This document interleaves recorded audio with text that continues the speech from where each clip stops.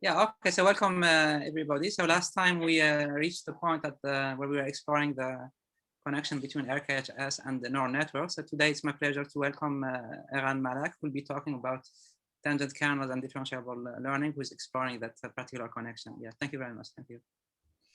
Okay. Thanks. Yeah, so this is, I'm Eran Malach. I'm from the Hebrew University in Israel. This is joint work with the British Kamat, who is now in Google, and Emmanuel Abe from EPFL and Nati Srebro from TTI in Chicago. Yeah, so this will be exactly on the comparison between tangent kernels and differentiable learning. So I understand you're pretty flexible with time, so feel free to ask questions along the way. So it's the main theme is going to be comparing these two methods of learning. One is learning with kernels, or specifically with the tangent kernels, and the other one is learning by differentiable learning, basically learning using gradient descent. And this it's going to be mostly kind of like a computer science perspective on things. So I know if you have like a physics background, you might be looking at things a bit differently. So this is kind of like the state of mind that I'm in. Yes, so let's start off with some motivation. So we're interested, of course, in understanding deep learning or training learning with neural networks. And learning neural networks really revolves around optimizing differentiable models. And what we call differentiable models is simply some parametric function that is differentiable with respect to its parameters. And we're trying to optimize this set of parameters data to minimize some loss function. We're considering supervised learning, so this will be a supervised loss function between the prediction and the target label that we're getting. And you can consider, for example, the square loss or other loss functions that we typically use. And the way that we usually do this optimization is using gradient-based learning or gradient descent. And here we're going to focus on some specific variant of gradient-based optimization, which is tau approximate gradient descent.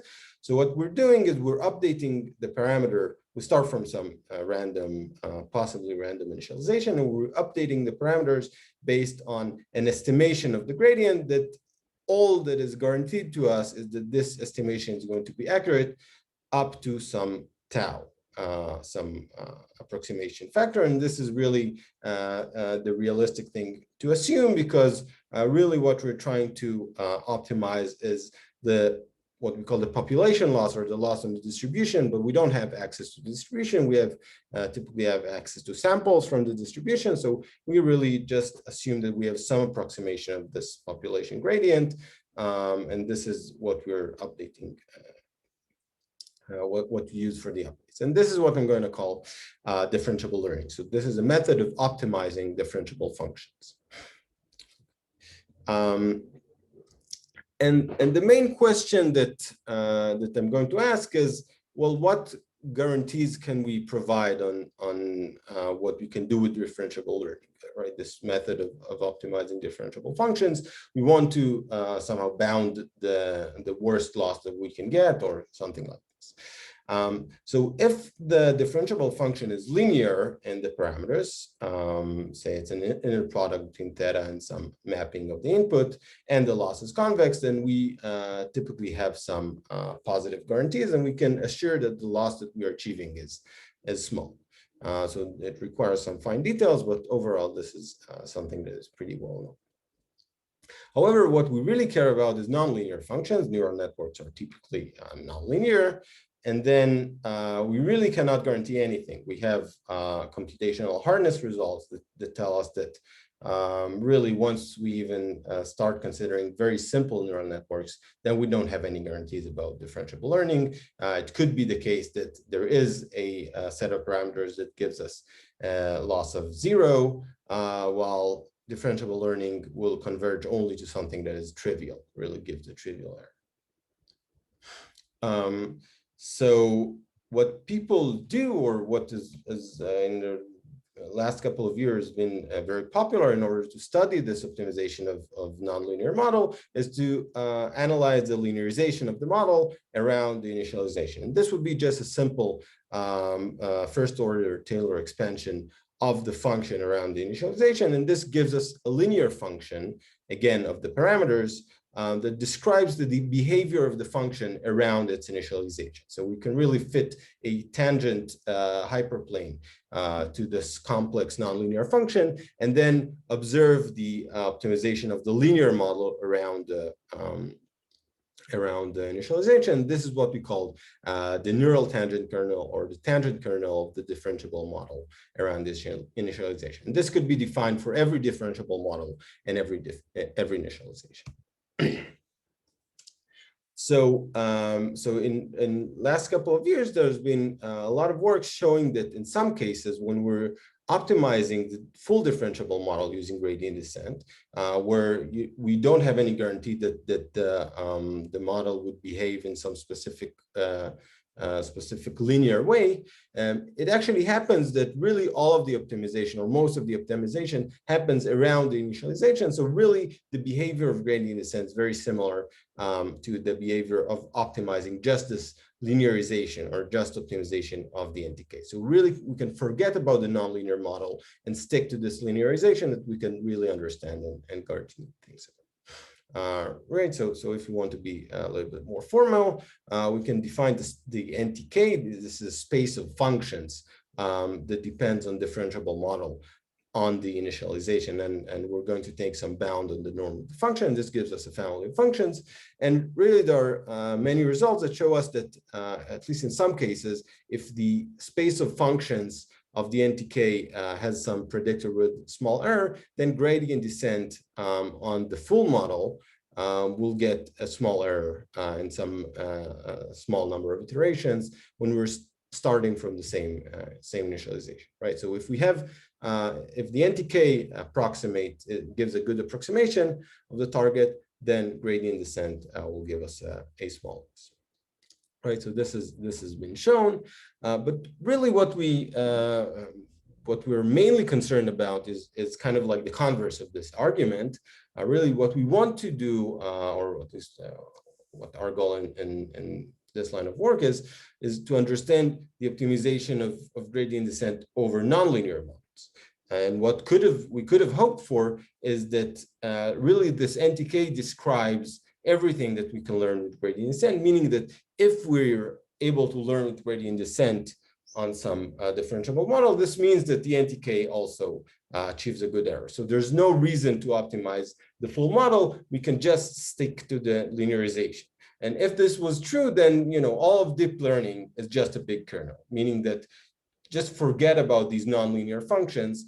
All we did is just find the right linear function family or kernel, and we're optimizing over it, and we can forget all this nonlinear mess, right? So if this was true, then really NTK was just deep learning, and we can do everything in the regime that we really understand. Is this clear? I mean, do you have any questions about this, or? Is it okay if I ask a quick question? Yeah, sure. So apologies, I was a few minutes late, so I've missed the very start of your talk, so sorry for that. But I just wanted to clarify, you're looking only at the infinite width limit here? No, so this is not infinite width. This is finite width. Actually, so some of our results hold also for infinite width, but you can do this for any neural network, even if it's finite width. You can look at the first order Taylor expansion of the function, and this gives you a kernel or a linear function, right? And this is not infinite width, but it does depend on the initialization. So different initializations will give you different functions, unlike what you get in the infinite width limit, where it really doesn't kind of depend on the initialization, right? But okay, thanks. I thought that from the from when I read the NTK paper a while back, my understanding was that in the finite width case, the neural tangent kernel changes with the parameters. So it's not fixed during training. It's only fixed in the infinite width limit, I thought. No, so you can show these results also in a finite width case. It really depends on kind of like the scaling of the network, right? So there's results on the finite width NTK, and if you scale things correctly, then you get the same behavior in the finite width. So it's not about infinite versus finite width. It's really about the scaling of the network. What happens in the finite width and in the infinite width is that the network converges so fast that the weights themselves don't change a lot. So because there's a lot of weights, you can change you can make a very small change in each specific weight. So the kernel kind of doesn't change, but you do fit the data. Okay, thank you. Okay, so I mean, this is kind of like previous works, but yeah, we're focusing on the finite width, but some of these results also hold for the infinite width. Anything else?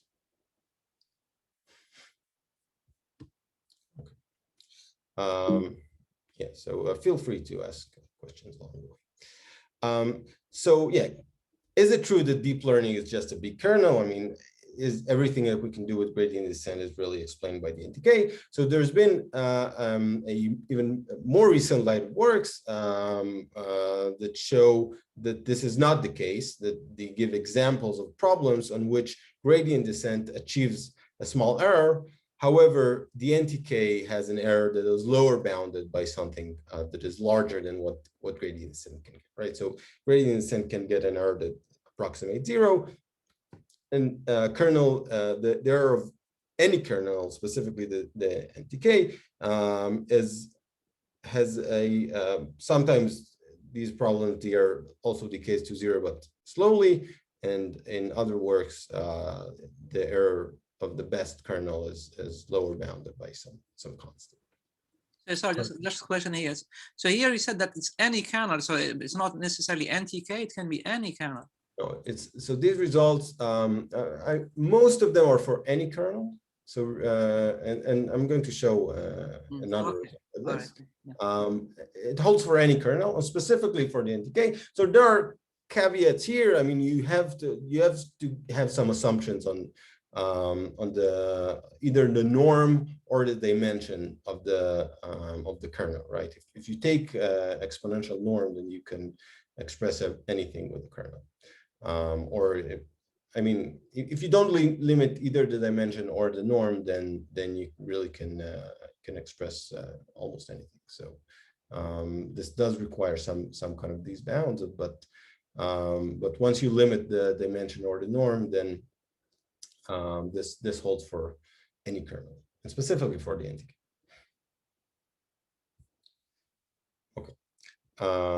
Yes. So.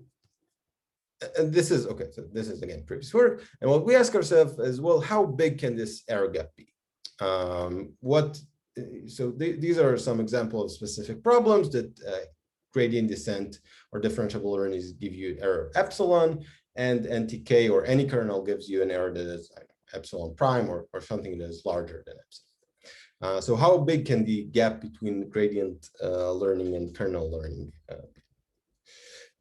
So what I'm going to do, we'll start off with some kind of like extreme separation example. So this would be a learning problem. And what I mean by a learning problem is just a set of distributions over a label example. So the input space is X, the label space is Y. This is binary classification task. And I'm going to describe a sequence or a set of distributions over labeled examples, such that we can learn this problem using gradient descent, but we cannot learn this problem using kernels. And we're going to show that there's a very big gap between the two.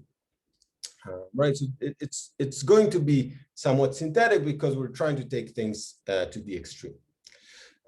So what is the result that we're getting?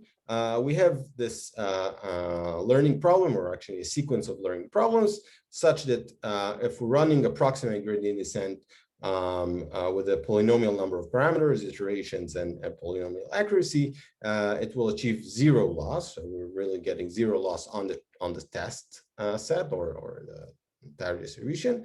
And any kernel that is either polynomial dimension or polynomial norm will have an error that is lower bounded by half, which is going to be the trivial error. Half is what you get if you just predict 0 all the time with the square loss, minus some gamma that is just 1 over polynomial. So this gamma decays to 0 as n grows to infinity. N is the dimension of the input, right? So as the dimension of the input grows to infinity, the error is getting closer and closer to the trivial error, right? So this is really kind of like an extreme separation. Gradient descent gives you 0 error, and the NTK gives you an error that is very close to the trivial error. Okay, so this is the result that I'm going to show. Again, I'm warning that this is somewhat synthetic, but it really gives you this extreme separation. So the problem that we're considering is the biased sparse parities. So what is a sparse parity? A sparse parity is just a function. So the input again is a sequence of n bits.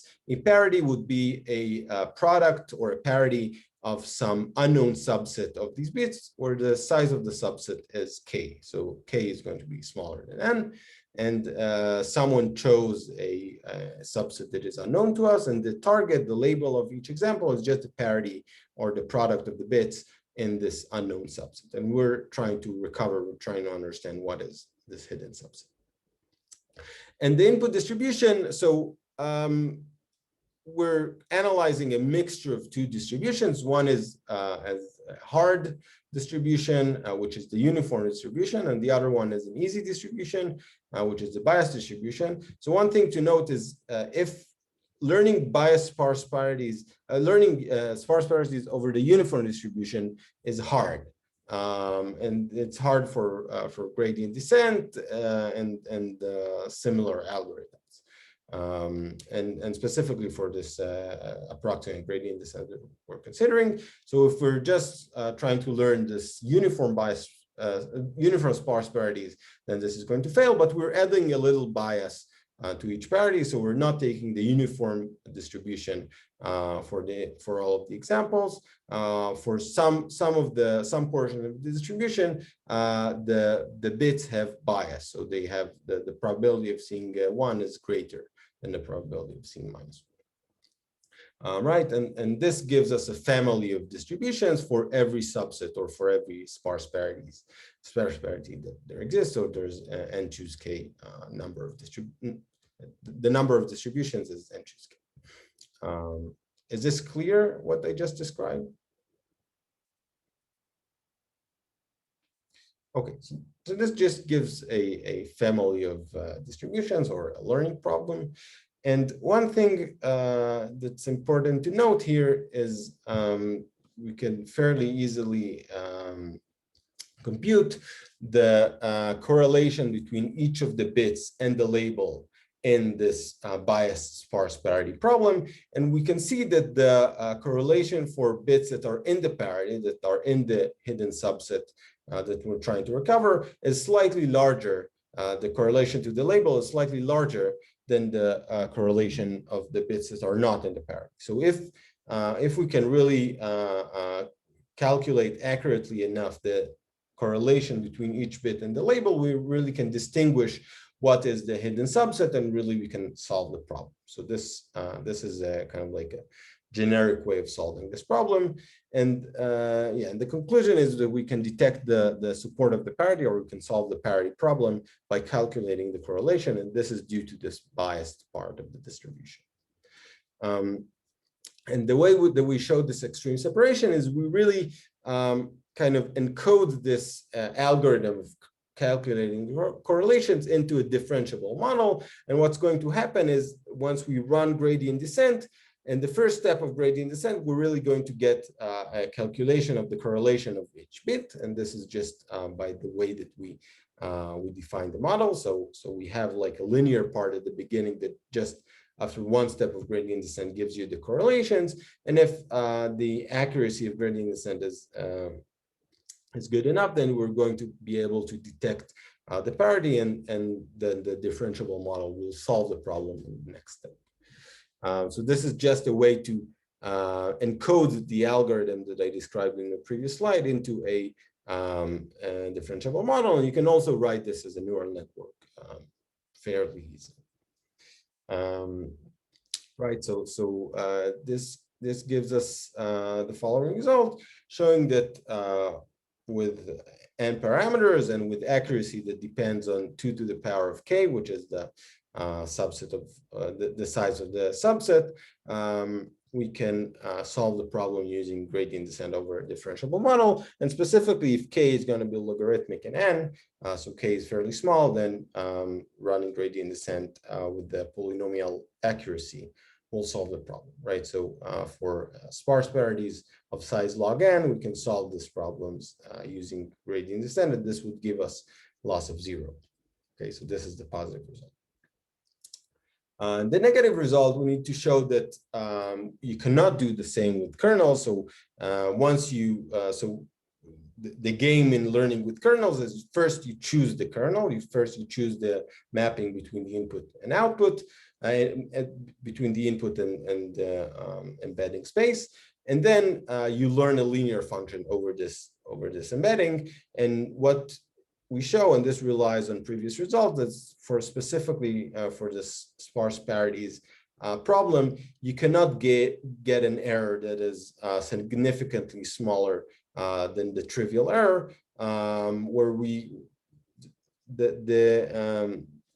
the error that you're getting is really depends on this mixture between the uniform and the biased part. So really, the hard part in this problem is fitting the uniform distribution, and this cannot be done using kernels, and therefore we're getting that that kernels, any kernel, cannot approximate this or cannot solve this problem beyond a trivial error minus something that is 1 over polynomial. Okay, so this just relies on known results on learning with kernels. Yeah, sorry, I think I just need to digest this a little bit more. So what if, I mean, here, because I think the main assumption you made here is that you fix the kernel a priori, and then you get this error bound. What if you learn the parameters of the kernel? So, okay, so it's really a game of what you're allowed to see. I mean, when you're learning the parameters of the kernel, really you can learn anything, right? You can, I mean, any function can give you a kernel, right? So since typically when we're considering what you can or cannot do with kernels, you're asking this specifically for each fixed kernel, right? What you can do or cannot do with the Gaussian kernel, or what you can or cannot do with the NTK of some architecture, etc. If you're allowed to see the data and then choose the kernel, then of course you're much more powerful, right? So so this is really it really becomes in a sense trivial to solve any problem if you're allowed to choose the kernel based on the data.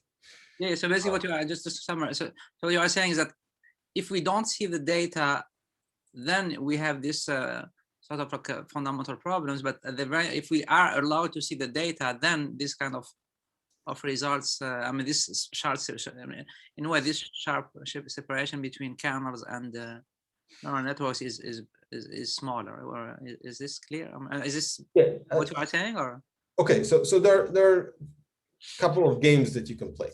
The kind of like the classical thing that you think of when you're thinking of learning with kernels is you first choose the kernel and then ask, what can I learn with it, right? So for every fixed kernel, you're going to ask, well, can it solve this and that, this set of distributions or this problem, right? So you fix the kernel a priori and then ask what you can learn. Another thing that might be interesting, and I'm going to talk about this a little bit further on, is you can choose the kernel based only on unlabeled examples, right? So you see a set of unlabeled examples, and then you choose the kernel, and then you're trying to fit the label examples. And this is what you can think of as self-supervised learning, right? So you can construct the kernel based on the unlabeled example. Yeah, or what you can do is also like you fix the structure of the kernel. I mean, you can have, for example, a Gaussian, like you said, and then you learn, for example, the standard deviation based on the data. Yes.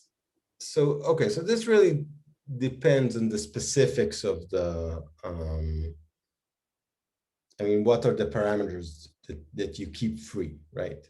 Because basically, you know, learning with neural networks, right? You can think of neural network as a kernel, right? That is all the layers up until the final linear layer, and then a linear layer, right? So basically, if you're allowed to choose the parameters freely for the kernel part, then you know there's no difference between this learning with kernels and learning neural networks. So you really have to limit, in some sense, the dependence of the kernel on the data.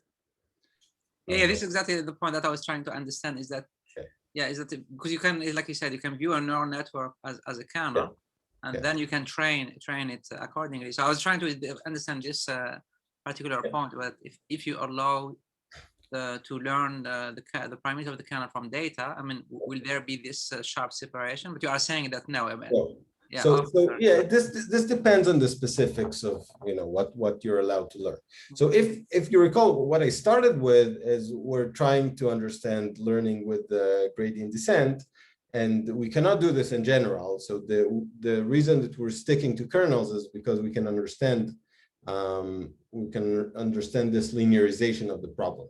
Once you allow the parameters of the kernel to change during the optimization, then you're back to nonlinear learning, right? So the reason that we're so tempted to go to linear learning is because we can give guarantees on optimization of these convex problems, right? So once you allow some parameters to change, then you're already in the non-convex optimization, and you're kind of like back to square one.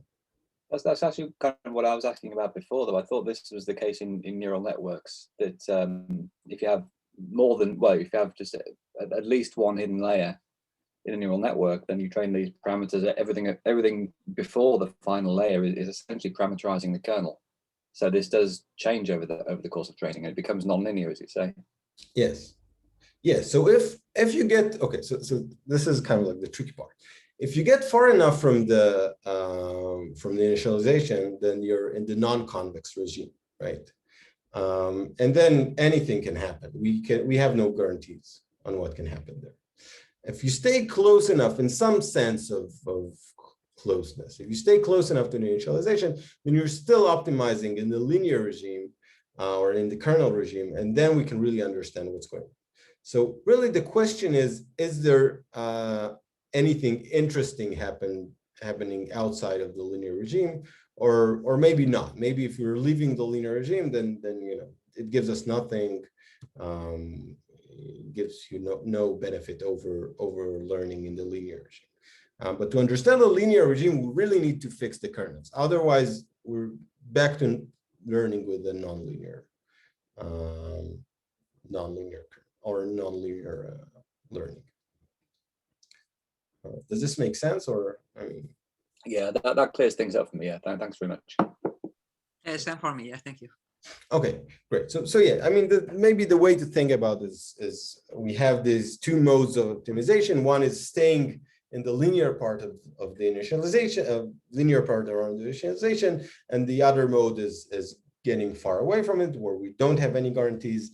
And then we're trying to understand, well, should we really leave this linear regime, or you know, is learning in the linear regime as good as learning outside of it? And here we're seeing that no, if you're sticking to the linear regime, then this is lower bound on the loss, while we saw that gradient descent on the full model or leaving the linear regime would give you a much better loss.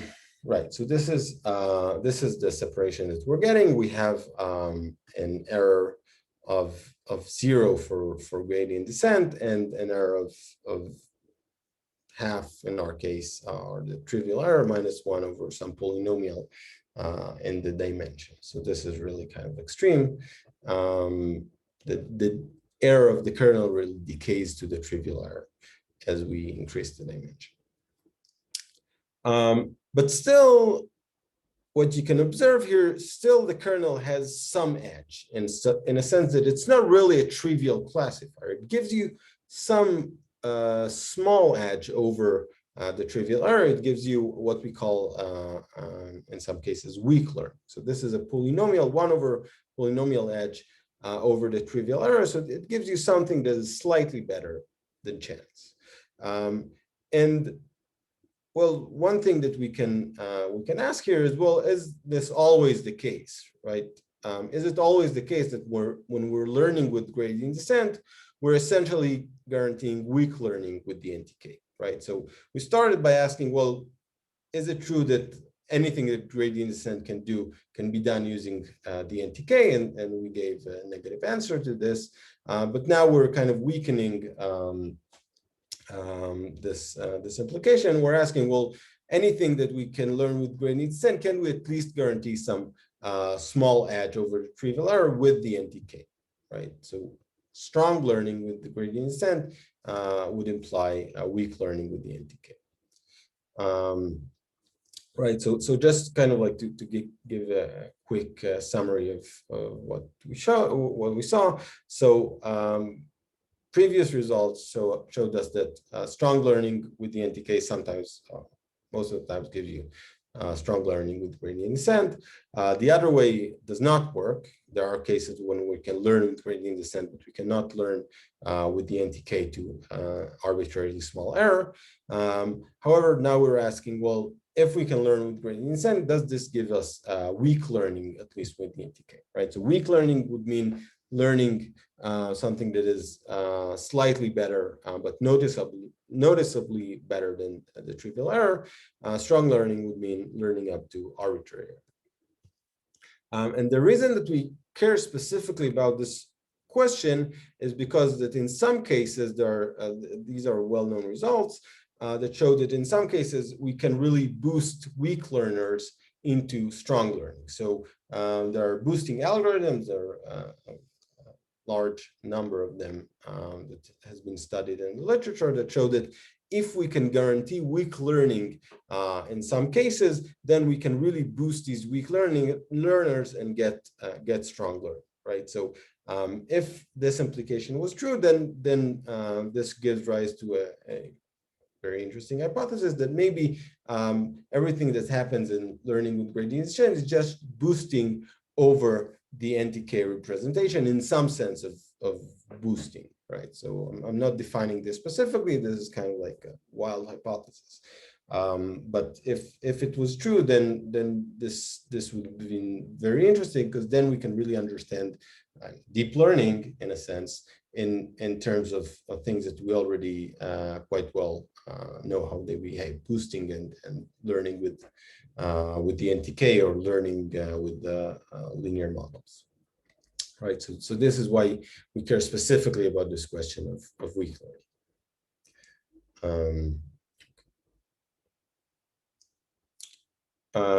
Is there any questions so far, or? So maybe just a quick question here. So here, it's about gradient descent. What about like other algorithms? Like, I don't know. It's okay. Yeah. So it's a good question. We're focusing on gradient descent specifically because this is, I mean, almost. And beyond these like different variants, you know, Adam or Nesterov or other optimizers, gradient descent is kind of like the way people optimize neural networks, right? Sure, you can optimize neural networks in various other ways, but this is kind of like what most people do. So when we're thinking of deep learning, we're really thinking of optimizing neural networks using gradient descent. or optimizing differentiable models using gradient descent. So it's a good question. We don't analyze other algorithms, but the reason that we stick to gradient descent is because this is by far the most popular way to optimize. Yeah, according to your intuition, do you think that things may change like in a fundamental way if you change the algorithm, like you said, like Adam or Nestor or any? I don't think so. I think it's we don't prove this, but everything that relies on gradients is really very tightly related to this NTK kind of thing, right? So everything that is like first order optimization would behave fairly similarly. Other algorithms, I mean, you can think of, I don't know, discrete optimization or some more combinatorial algorithms. I don't know. We didn't think about it. That's an interesting question, actually. I wonder about that because there's quite a big difference, I think, isn't there, between stochastic gradient descent, which I assume is what you were focusing on, and something like Adam, which has these per parameter adaptive step sizes. Because I think SGD is going to constrain the function space a lot more than something like Adam, where you can reach into different parts of the space, if you like, just because of this adaptive step size.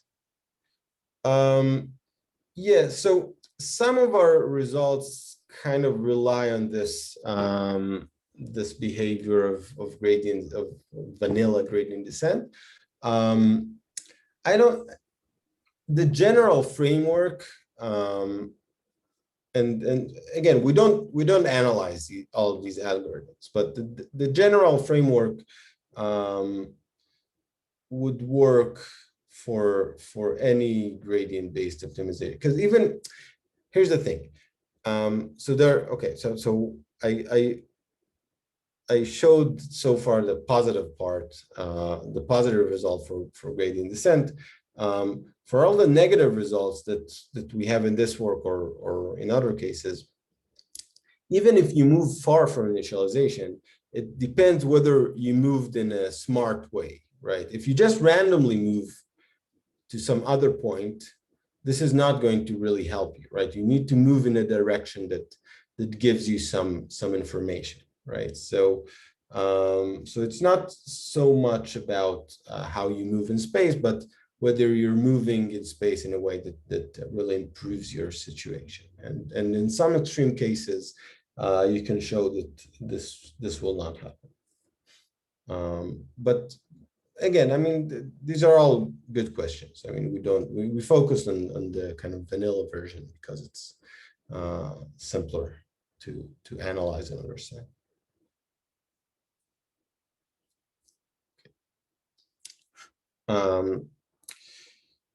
Okay, so so we're asking the question of whether learning with gradient descent would guarantee weak learning with the NTK, and I'll start by focusing on a very specific set of initialization, which is what we call unbiased initialization. This is an initialization of the model such that the output of the model is exactly 0 for all points. And it's fairly easy to turn any initialization into an unbiased initialization by setting the weights of the last layer such that they cancel out. It doesn't mean that the optimization is stuck. It just means that you start from a function that gives 0 on all the inputs. And this really simplifies the form of the NTK, in which case the NTK would be just an inner product of the gradient at the initialization. So you don't have a bias term that we had previously, right? So this is what we're starting with. And the result that we show is that for any smooth loss function, any differentiable model starting with an unbiased initialization, if approximate gradient descent gives you a non-trivial error running for enough steps, then this means that that the NTK would give you also a non-trivial error that is the trivial error minus tau squared, which is the approximation of the gradient over some constant things that depend on the function the loss, right? So this really gives you an edge that is proportionate to the square root of the approximation of the gradient. Okay, and this implies that if we can learn with gradient descent from unbiased initialization, then this gives us at least weak learning with the NTK over the same model and the same initialization, right? So if this model initializations are good for some specific distribution or for some specific model, then the NTK would be at least a weak learner. Okay. So is the result clear, like what we're trying to say here? Okay. So the proof is really fairly simple, and this really boils down to understanding this approximate gradient descent.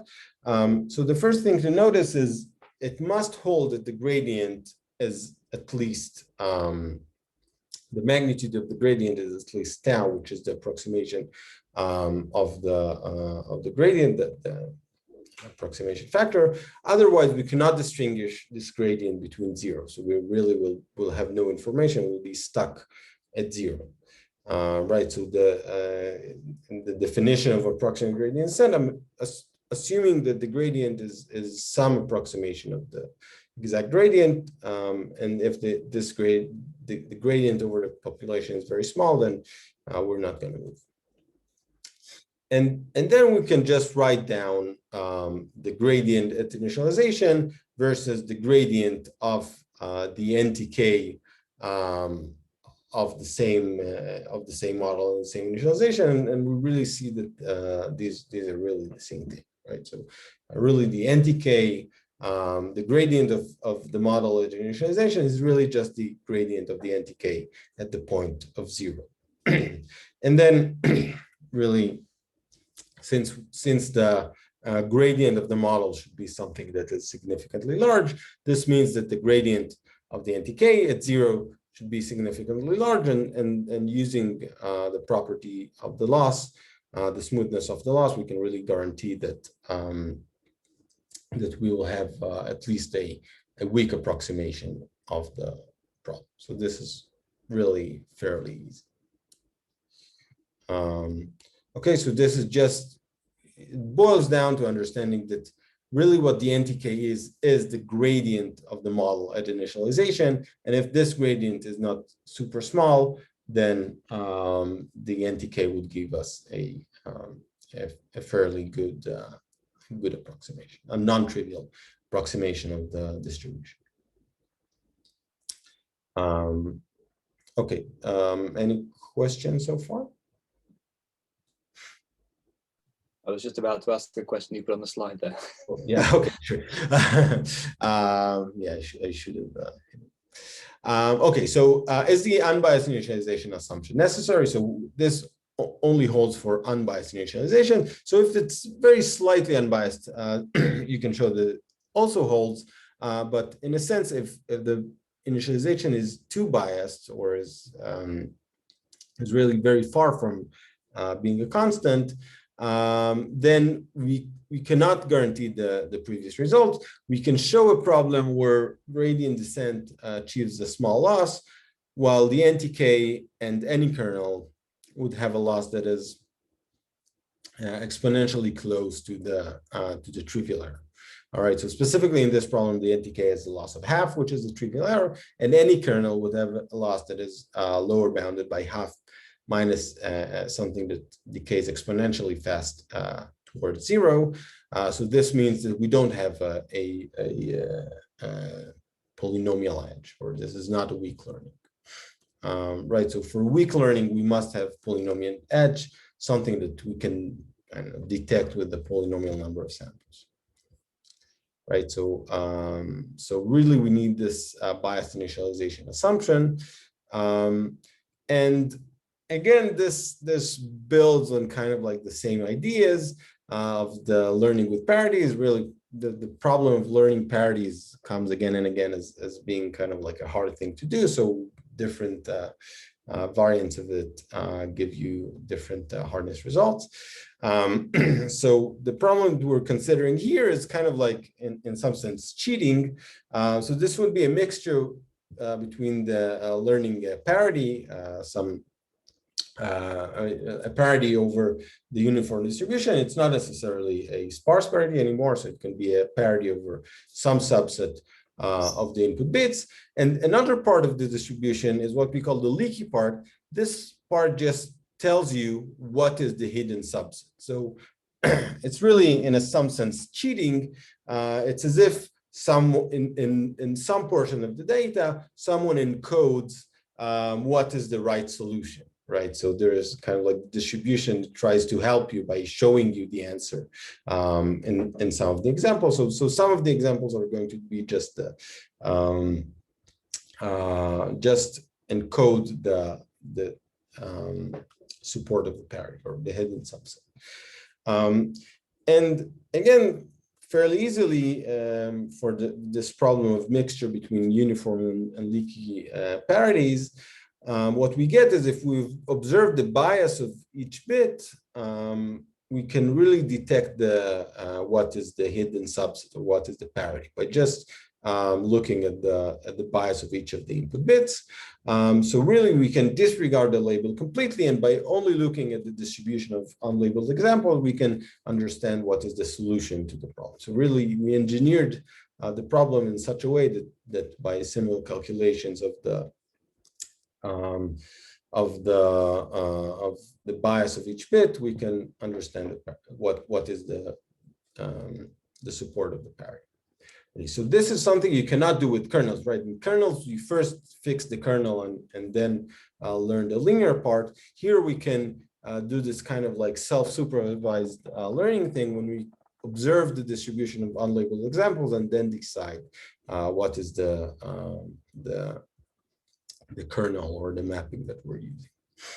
And again, what we do is we just encode this algorithm of calculating the bias of each bit into a differentiable model, and it so happens that this model has to be biased in order that the first step of gradient descent really just calculates the bias of each bit, and then in the next steps we can just output the correct parity. Right, so this gives us the following result. If we start, if we run approximate gradient descent with some fixed initialization accuracy, we get the model that really expresses the function that implements the parity. So it really solves the problem. However, and this again goes to these past results, if you first fix the kernel and then try to learn the leaky parity problem, then your loss is going to be lower bounded by something that is exponentially close to the trivial error. Right, so this again uses the hardness of approximating uniform parities using kernels. Right, so this is the negative part of the result. Okay, so overall, what we're getting is we showed these two separation results. One gave us an almost maximal separation between gradient descent and kernels. However, the kernel would get an error that is trivial minus 1/poly, so it's still a weak learner.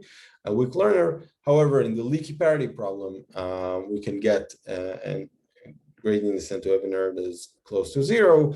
However, any kernel would get an error that is exponentially close to the trivial error. So this is not even weak learning. Okay. Is this clear?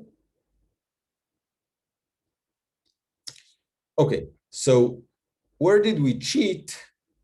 So one thing that is fairly easy to notice here is that we really use the fact that we can observe unlabeled examples and really construct our representation based on the unlabeled examples, right? So the distribution leaked the answer through the unlabeled examples, right? So and really relied on this. So what we could do, kind of give the kernel a little more advantage, is to allow the kernel to depend on the input distribution, right? This is kind of like the semi-supervised or self-supervised learning that I discussed before. In the sense, you allow the kernel to depend on the distribution of unlabeled examples, right? So what happens in this end? Yeah, so this is okay. What we're trying to understand, what is the relation between the distribution-dependent NTK and the gradient descent. And here we again recover this weak learnability guarantees in a little bit more, with a little bit more work. What we can show is that if we allow the kernel the initialization of the NTK to depend on the distribution of unlabeled examples, then again we get this result that if gradient descent gives you a non-trivial error, then the NTK also gives you a non-trivial error, right? So it will not necessarily give you a very small error, but it will be something that is somewhat better than the trivial error, right? So if we're able to learn gradient descent on some distribution, then we can guarantee weak learning with the distribution-dependent NTK, where the initialization of the parameters of the NTK can depend on distribution of unlabeled examples, right? So this is kind of like this, the self-supervised version. Yeah, I guess, yeah, I will not go over this proof. It's somewhat more complex version of the proof, the previous result. The result on weak learning with the NTK, right? So I'll just skip it for the interest of time. Yeah, so kind of to summarize what we showed in the paper. So we started with this NTK theory that guaranteed learning with gradient descent by reduction to the linearization of the model. We showed separation result between gradient descent and kernel learning. So some of them were previously known, and we really gave a fairly extreme separation result between what you can do with gradient descent and what you can do with the NTK. And finally, what we showed is these implications showing that if you can learn something with unbiased gradient descent, that this guarantees you can learn at least weakly with the NTK. This is not true for, in general, for learning with biased gradient descent over biased models. But if we allow the NTK to depend on the distribution of unlabeled examples, then again, we recover the result that if we can learn with gradient descent on some model, biased or unbiased initialization, then we can guarantee weak learning with the NTK, right? So this is kind of like the set of results that we're covering. Yeah, this is just presenting the same thing in kind of like an organized table where there are two regimes in the distribution-independent, distribution-dependent learning. In the distribution-independent learning, we showed that if the initialization is arbitrary, then the edge of the NTK can be exponentially small. However, for unbiased initialization, if we learn with gradient descent, this gives us a polynomial edge with kernels, and this is the maximal thing that you can hope for. So really this gives you a characterization of what you can and cannot do with the NTK. And in the distribution-dependent regime, you again recover this polynomial edge using kernels, right? So this is kind of like gives the whole picture of the relationship between learning with kernels and learning with gradient descent. Yes, I'll just summarize, and then if you have any questions or if you want me to go into more details on something that I covered, then really feel free. So just to summarize the big picture, so what we already know from past literature is that differentiable learning, or deep learning, if you want, is can do much better the learning with the NTK. And essentially what we show here is that weak differentiable learning, meaning learning with differentiable models up to some polynomial edge, is in some sense equivalent to weak learning with the NTK, but really this depends on the details, whether you allow the NTK to depend on the underlying distribution or whether the initialization is biased or unbiased. So this, in a sense, gives you a characterization of weak differentiable learning in terms of the NTK, right? So if all we care about is weak learning using differentiable models, then we really understand this. We really understand this really maps to weak learning with the NTK. However, what we typically care about in reality is strong differentiable learning. What we really want is not just a polynomial edge over the trivial error. We want an arbitrarily small error using differentiable learning. So we cannot guarantee this in general, but what we could hope for is to leverage these weak learning results and in some sense, maybe understand deep learning through boosting over the NTK. Okay, so yeah, this is really where I will finish, and really feel free to ask any question about what I just presented. All right, thank you very much. Thank you. Any questions? Yeah, thank you very much. I have a quick question, if it's okay to jump in. Thanks for the presentation. It's very, very interesting. I wanted to ask about the initialization point that you're making. So the biased versus unbiased initialization. I guess I'm just searching for a bit of intuition about what's going on there. I wanted to know if there's a connection with the norm of the solution in the function space. Because I know that with just regular kernel descent, if you're starting from a zero solution like that, then you'll converge to the minimum norm interpolant. And I wonder if there's a similar kind of intuition that's holding in this case as well. Okay, so what happens? Why the bias really plays a role here? So what happens when the model is biased, right? Is very far from zero. The model that we analyze is something that gives you a constant of 1 at the initialization. It really tries to push towards 0 at the beginning. It might move some other way, some future iteration, but really at the beginning it tries to push towards 0. And the way that it pushes the value of the function towards 0 is really by observing only the unlabeled part of the distribution. So when you're moving towards 0, what happens is that you might encounter some interesting information about the distribution. However, if you're starting from 0 and you don't have any information, you're going to be stuck at 0, right? You don't have if you don't have any motivation to move one way or another, right? So think of it as if you're trying to solve a really hard problem. So you don't have, like, everything seems very symmetric.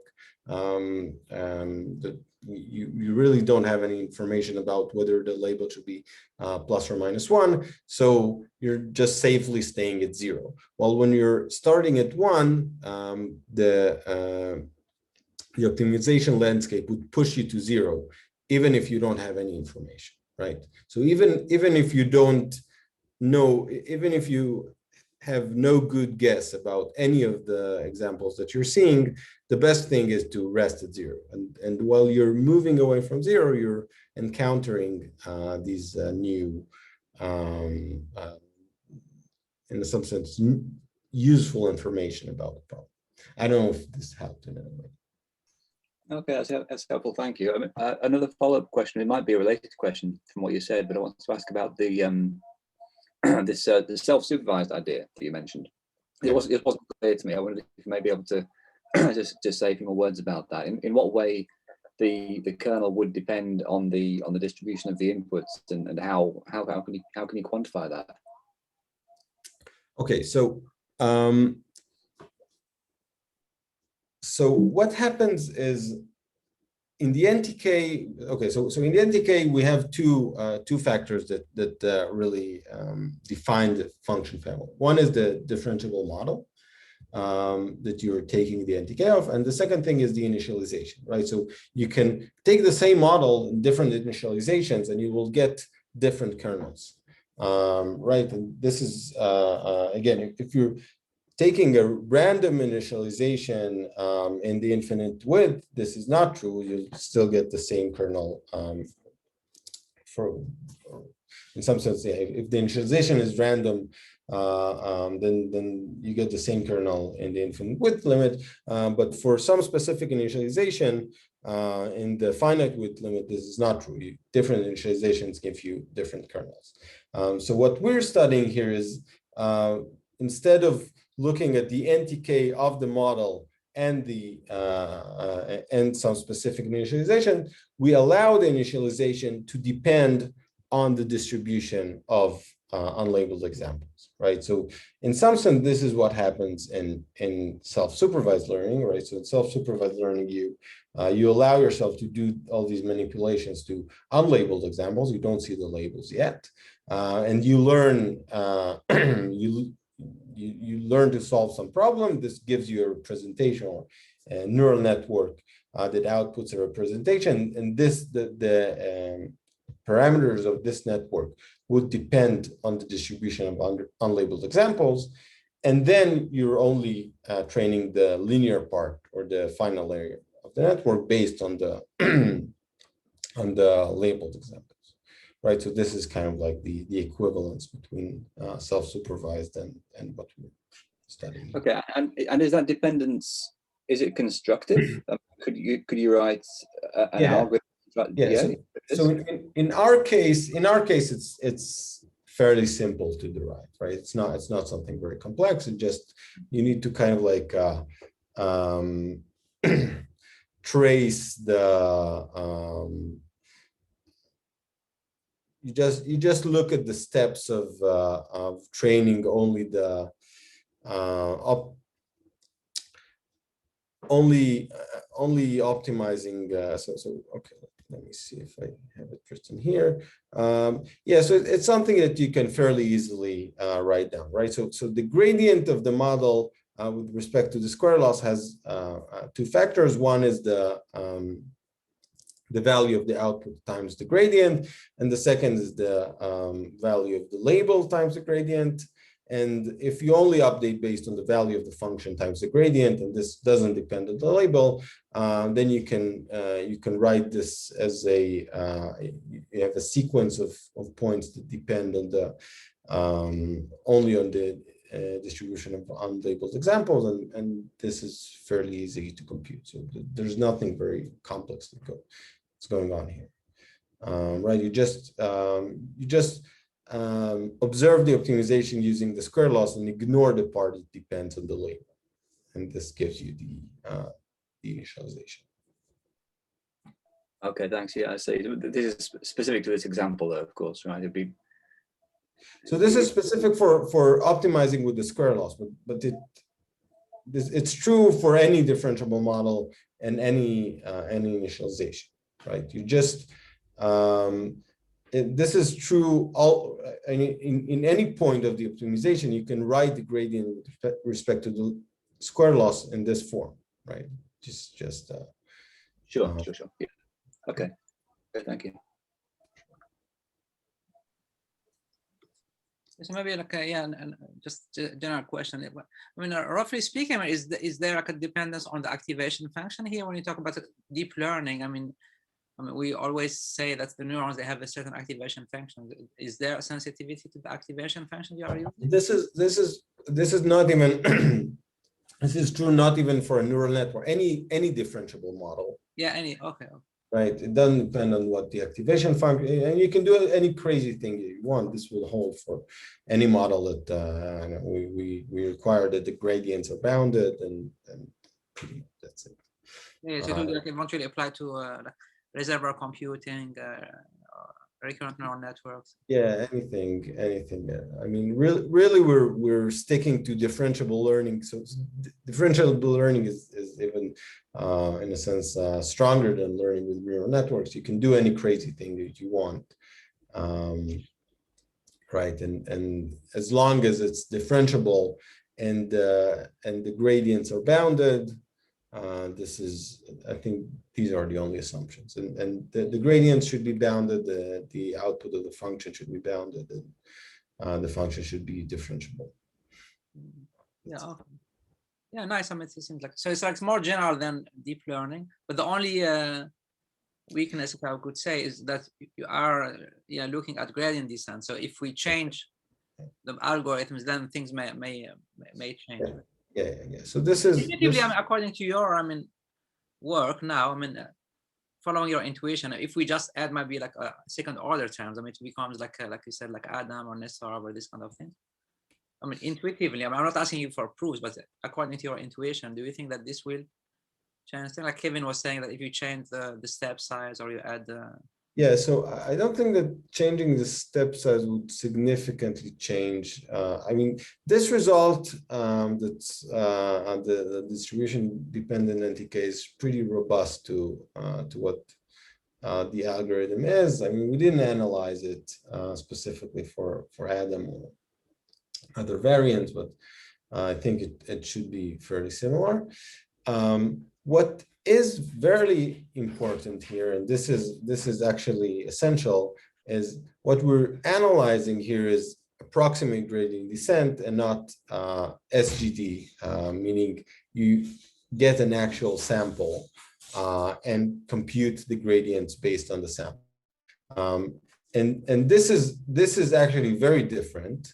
And this is, in a sense, what people do in practice, right? You don't have some approximation of the population gradient. What you do is you sample, and then you calculate gradient based on the sample. So there's no sample here in all of this analysis. And this really does change things. And we have an upcoming work on this topic, but it's not an archive yet. So there's really a trade-off. So in some sense, what this analysis captures is gradient SGD over large batches with a large approximation error due to the accuracy of the machine. And for small batches with high accuracy, then things do change dramatically, and some of the results that we showed here, this relation between NTK and differentiable learning would not work, and this is something pretty significant. So, but again, this is covered in the follow-up work that's not yet online.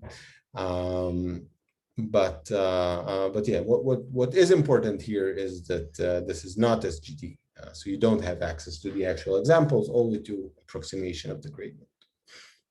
Okay, so this is important. Yeah, thanks a lot. Thank you very much. That's very clear.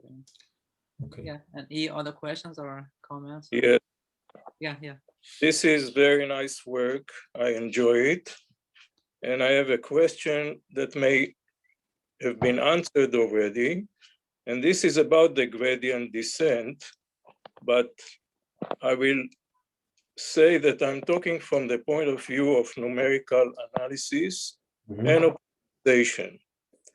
And in numerical analysis, there is an issue of stiff equations that in terms of complexity are very costly.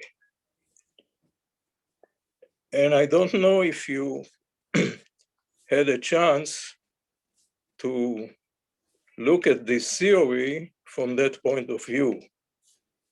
And going through learning that could be a form of optimization, the classical problem of optimization is global versus local minima, which in a way is another address to the numerical issue.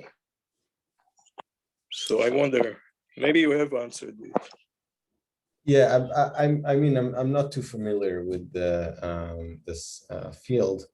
I think so. So really, the way I view things is what we understand in this optimization, and I guess this is true more broadly. Really, what we understand is convex optimization, right? Gradient descent works in convex optimization, and we're happy with it. And this is pretty much all we can do, all we can say so far. So what people would hope for, or what people hope for, is that really what happens under the hood here is convex optimization, right? And specifically, one form of convex optimization is optimizing over the NTK. This is a convex optimization problem, optimizing over the linear approximation of the function at initialization. And essentially what we're showing here is that this doesn't solve the problem. I mean, we cannot explain the optimization of deep networks or differentiable learning using this reduction to convex optimization. So yeah, I think this would probably be true in other optimization problems. I mean, we're really thinking in the eyes of optimization for learning, but really many of the concepts here are true for other optimization problems. And it's interesting. I mean, I haven't thought about it, but maybe this relates to other optimization problems, or you can see other optimization problems that show the same kind of behavior. Okay, you know, deep learning or learning can be viewed as approximating a function.